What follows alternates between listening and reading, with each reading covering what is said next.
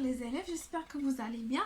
غادي نكملوا le cours ديالنا des nombres relatifs. Maintenant, c'est partie 4, la comparaison de nombres décimaux relatifs. يعني مقارنة ديال الأعداد العشرية النسبية. Donc في هاد la comparaison في هاد المقارنة عندنا 3 ريغل اللي خاصنا نبقاو عاقلين عليهم مزيان. عندنا 3 القواعد خاصنا نكونوا عارفينهم في لا كومباريزون ديال الاعداد النسبيه. دونك لا بروميير ريغل هي ان tout nombre décimal positif est toujours plus grand que tout nombre négatif.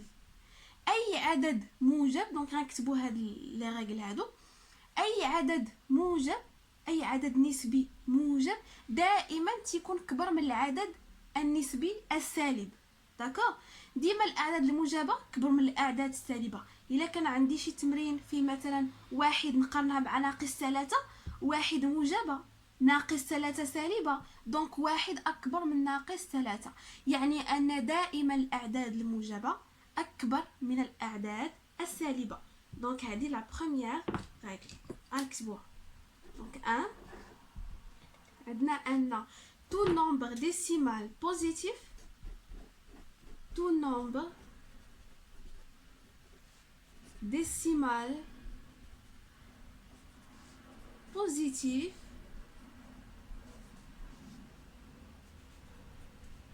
est plus grand، يعني أكبر، هي أكبر que tout nombre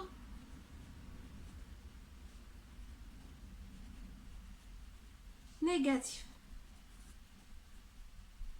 d'accord. أي عدد موجب، كل عدد عشري موجب décimal، donc هنايا tout nombre décimal relatif positif est plus grande que tout nombre négatif. d'accord. أي عدد نسبي موجب تيكون كبر من العدد النسبي السالب. مثلا عندي 2 مع موان 10، دونك بغيت نقارن 2 مع ناقص 10. 2 c'est un nombre positif، 10 moins 10 c'est un nombre négatif. 2 عدد موجب وناقص 10 عدد سالب. دونك 2 est plus grande que moins 10. 2 est supérieur que moins 10. 2 أكبر من ناقص 10. داكوغ. واخا هناك ما تشوفوش غير 10 بوحدها وتقولوا ان 10 كبر من 2، نو، راه 10 عندها اشاره سالبه و2 عندها اشاره موجبه، يعني وقلنا ان اي عدد موجب كبر من العدد السالب. ناخذ مثال اخر، مثلا عندي موان 1,5 مع 10. دونك هنايا ناقص 1.5 عدد سالب و10 عدد موجب، يعني أن 10 est supérieur à moins 1,5. دونك هذه لا ريغل الأولانية اللي خاصنا نعرفو. maintenant لا ريغل الثانية اللي كنعرفو عادية، يعني إلا كانوا عندنا دو نومبر ديسيمو بوزيتيف، دونك هذه كنعرفوها. إلا كانوا عندنا جوج ديال الأعداد موجبة، اشنو كنديرو؟ كنشوفو شكون اللي بعد من الصفر، هي اللي كبيرة اللي بعد من الصفر. يعني مثلا 5 مع 4، 5 بعيدة على الصفر بالمقارنة مع 4، يعني أن 5 أكبر من 4. دونك هاد لا ريغل الثانية سامبل. دونك كنقولوا أن de deux nombres décimaux positif, le plus grand est celui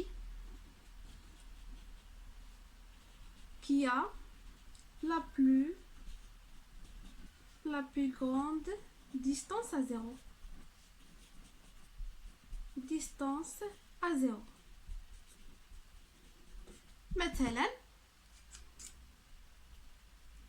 مثلا بغيت نقارن ما بين 12 et 20. دونك 20 est plus grande, elle a la plus grande distance à 0.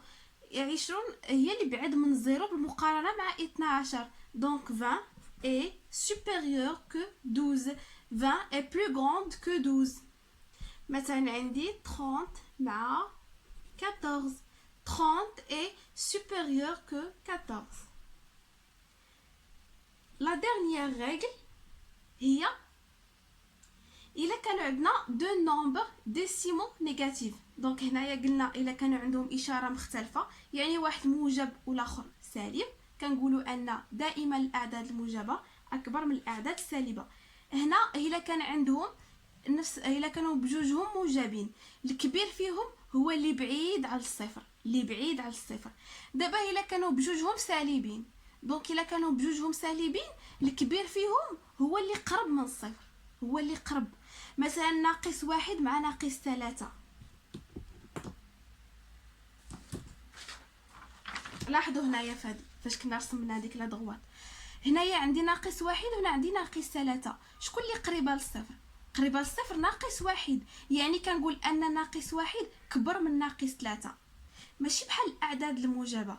الاعداد الموجبه كنقول اللي بعيده على الصفر هي اللي كبيره. مثلا 5 مع 1، شكون اللي بعيده على الصفر؟ 5، يعني ان 5 كبر من 1. ولكن هنايا ناقص 1 مع ناقص 5، شكون اللي قريبه للصفر؟ ناقص 1، يعني انا ناقص 1 كبر من ناقص 5. داكوغ، عقلوا عليها مزيان. الاعداد السالبه راه كنشوفوا شكون اللي قريب من الصفر. دونك دو نومبر ديسيمو، الا كانوا عندنا دو نومبر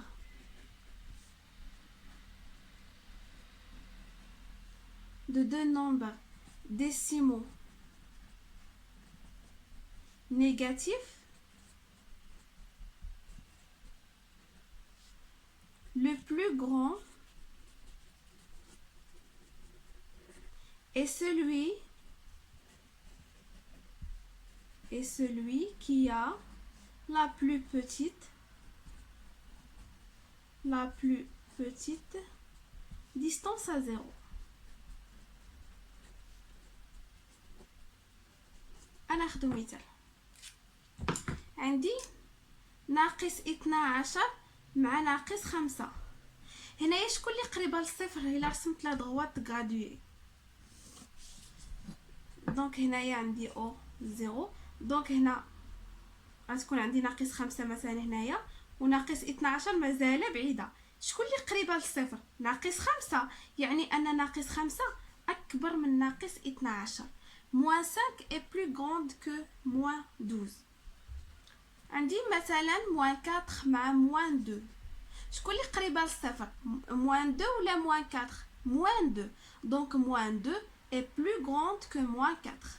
ناقص 2 اكبر من ناقص 4. دونك غنعاود نشرح لكم هنايا ونديروا واحد التمرين. دونك هنا بالنسبه لا كومباريزون قلنا عندنا 3 ريغل نيسيسير اللي هما tout nombre décimal relatif positif est plus grand que tout nombre négatif.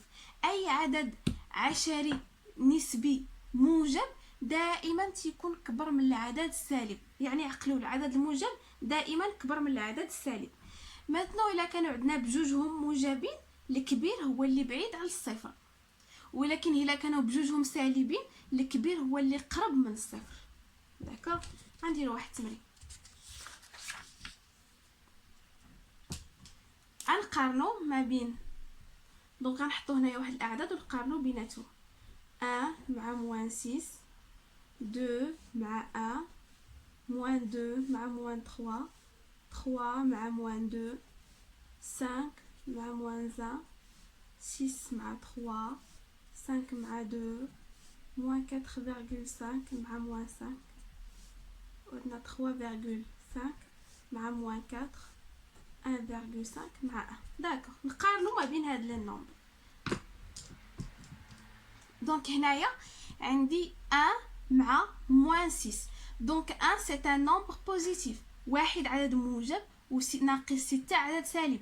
واشنو كتقول لنا لا بروميير ريغل؟ كو تو نومبر بوزيتيف اي توجور بلو غران كو لي نومبر كان نومبر نيجاتيف، يعني دائما العدد الموجب كبر من العدد السالب، يعني ان واحد اكبر من ناقص 6. اثنان مع واحد هادو بجوجهم أعداد موجبة. دونك لو بلو غران اي كي ا لا بلو غران ديستانس ا زيرو، يعني هنايا اللي بعيدة على الصفر هي اثنان. اثنان أكبر من واحد. ناقص اثنان مع ناقص ثلاثة هادو بجوجهم نيجاتيف، الكبير فيهم هو اللي قريب من الصفر. ناقص اثنان قرب من الصفر بالمقارنة مع ناقص ثلاثة، يعني أن ناقص اثنان أكبر من ناقص ثلاثة. ثلاثة مع ناقص اثنان هذا موجب هذا سالب، الموجب أكبر من السالب. خمسة مع ناقص واحد، خمسة موجبة ناقص واحد سالبة، والموجب دائما أكبر من السالب.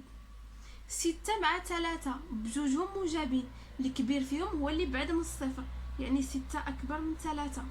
خمسة أكبر من اثنان، هنا ناقص 4.5 مع ناقص 5 هذه قريبة من الصفر بالمقارنة مع ناقص 5، يعني أن ناقص 4.5 أكبر من ناقص 5.